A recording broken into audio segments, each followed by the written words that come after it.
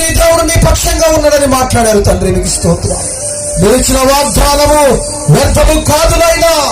ఎదుగో మేము శ్రమలు అనుభవించిన, సమస్యలు ఎదుర్కొన్న, నిందలు పొందుకున్న ఆ నిందలన్నీ దీవెనలుగా మార్చిన దేవుడు అని ఈ వాక్యము చేత మాట్లాడేందుకు మీకు స్తోత్రాలు తండ్రి. ఎదుగో శత్రువు ఇంటిలో కాదు, ఎదుగో నీ ఇంట్లో భాషానాదము వినబడబోతా ఉందని ప్రతి పిల్లట మీరు మాట్లాడిన విధానాన్ని బట్టి మీకు స్తోత్రాలు తండ్రి.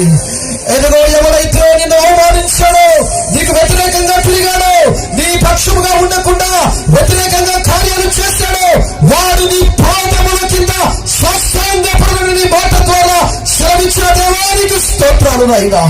ఎదుగో ఈ 4 మాటలు ఈ రాత్రి ఉన్న ప్రతి బిడ్డ జీవితంలో నెరవేర్చబడుగాక, జరుగునుగాక, అద్భుతములు రుచి చూచుదురుగాక, ఆనందముతో ఈ స్థలం నుండి వెళ్ళుదురుగాక.